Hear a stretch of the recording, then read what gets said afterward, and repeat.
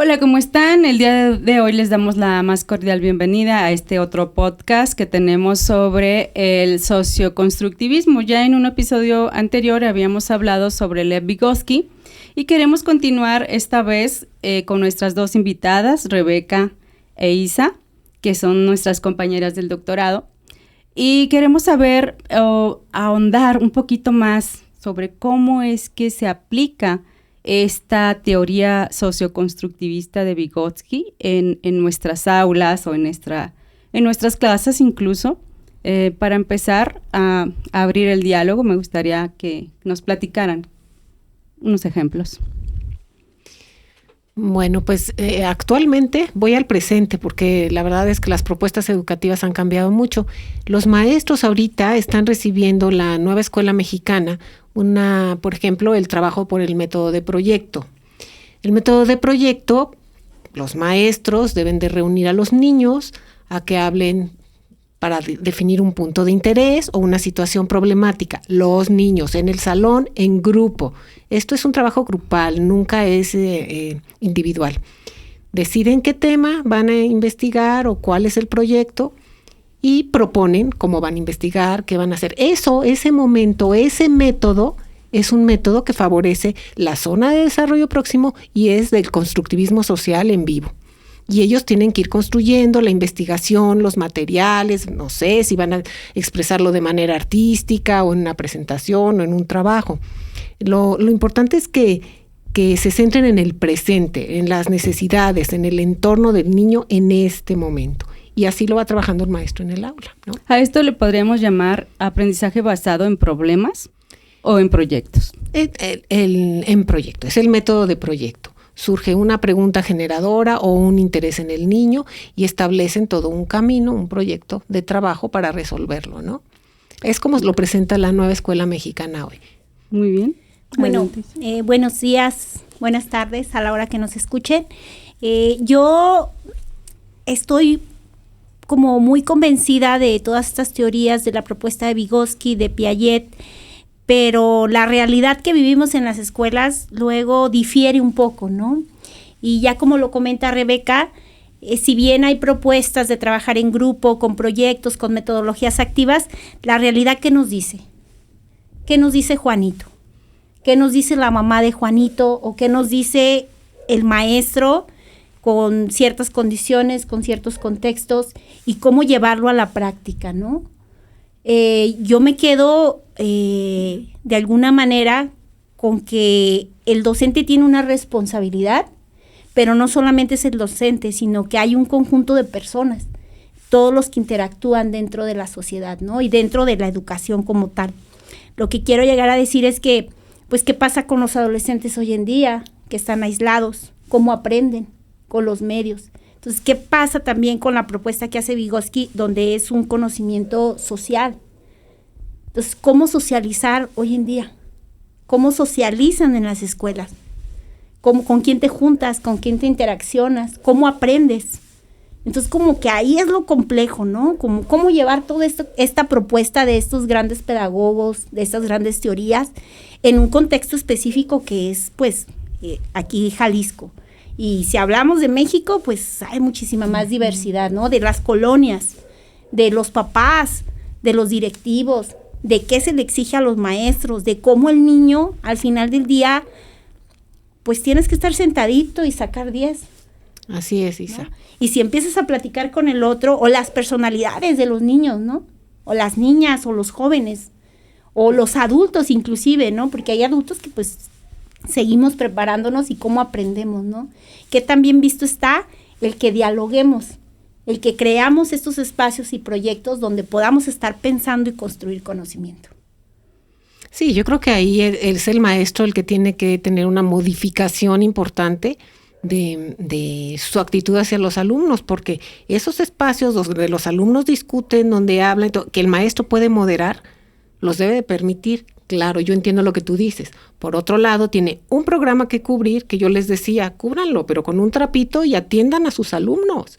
Escuchen en lo que están ellos, qué les interesan, qué están avanzando, qué influencias tienen, porque la escuela pudiera ser ese espacio. donde ellos se comuniquen, no es una vida social de amigos, es una construcción social del conocimiento, ¿no? Que es diferente. Y el maestro, pues es el que puede o no propiciarlo. Y si las exigencias administrativas muchas veces son el impedimento principal.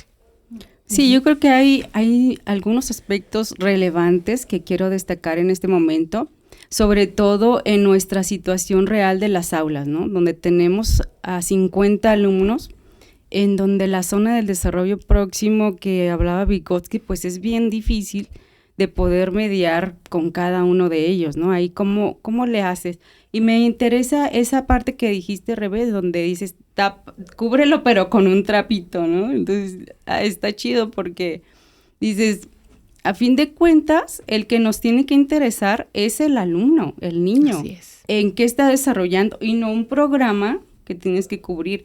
No sé, en la experiencia de Isa, que también es docente, ¿qué nos puedes platicar de ese tipo de panoramas? Pues es que cada uno de los panoramas es distinto, ¿no? Sí debe haber como una reflexión constante del docente, que lamentablemente no todos los docentes tienen o tenemos esa habilidad desarrollada de conocer. Históricamente la educación ha reproducido. Y reproducimos cosas, reproducimos temas, reproducimos discursos, reproducimos formas de actuar. Pero entonces, ¿en qué momento rompes con ello? ¿Cómo hacerle? Se tiene que hacer, esa es la parte reflexiva.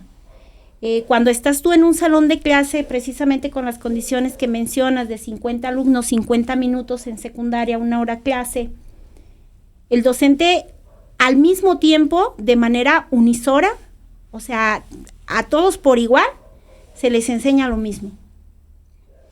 Cómo romper y cómo darse ese tiempo para que el docente tenga esa zona de desarrollo próximo con cada uno de los alumnos. ¿Qué estrategias debe utilizar? Sí, yo no sé, Isa, la verdad no estoy involucrada en secundaria, pero tú sí. Ahorita la propuesta es también desaparecer las asignaturas. Sí. ¿Qué ha pasado con eso? Porque a lo mejor al integrar todas estas asignaturas sería, me imagino, más fácil lograr esto de lo que estamos hablando. ¿Cómo lo ves? Pues mira, yo lo que veo es que siempre las propuestas políticas y las cosas que vienen desde el gobierno y todo eso se hacen bien bonitas allá arriba. Pero cuando se aterriza a la realidad, cuando lo llevas al salón de clase, cuando tú ves la diferencia en una secundaria de un salón de clases a otro. Aunque seas la misma maestra, aunque seas el mismo turno, aunque sea la misma zona de secundaria a secundaria, es totalmente diferente.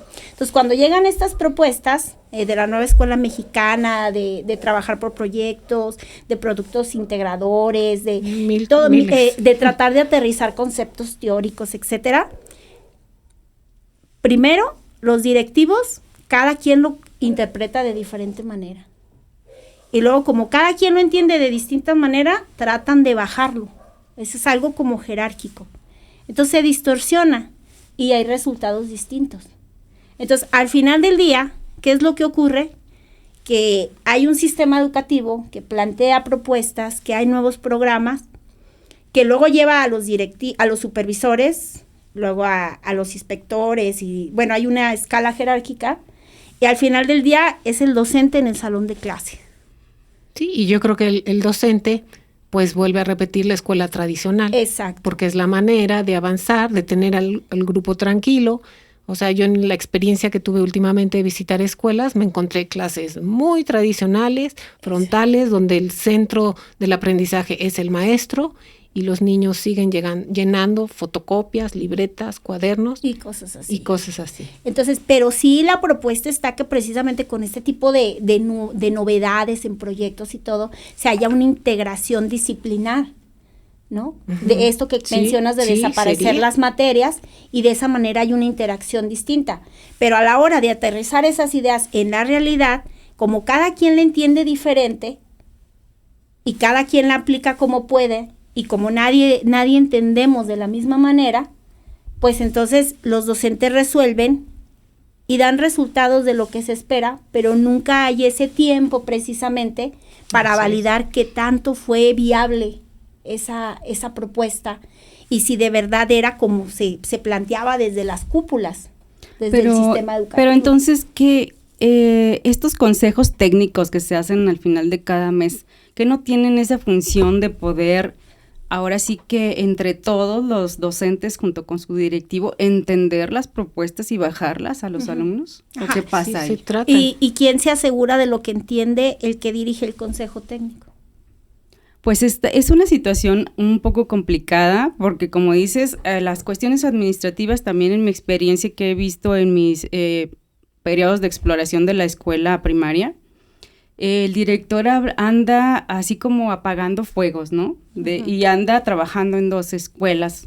Entonces tú dices, ¿cuándo se va a atender a estas situaciones que son muy específicas de la escuela, de los alumnos, de los padres de familia y de todas las vicisitudes que hay para poder implementar estrategias como de la nueva escuela, ¿no?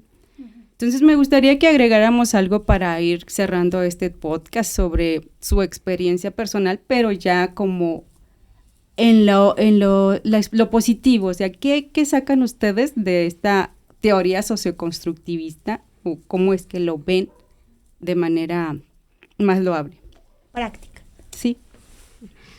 La verdad, yo sí estoy casada con esta teoría. Yo creo y tengo confianza en que los maestros poco a poco van a ir modificando. No podemos seguir siendo el penúltimo o antepenúltimo lugar en el mundo en aprendizaje de matemáticas, comprensión lectora, etcétera, porque si no modificamos las clases, no nos adaptamos al cambio del entorno, que es una manera social de aprender, pues no vamos a avanzar, ¿no? Y eso perjudica pues toda la vida de nuestros niños, ¿no? Y pues yo me quedaría con pues que la educación sigue jugando un papel muy importante en la vida de todas las sociedades.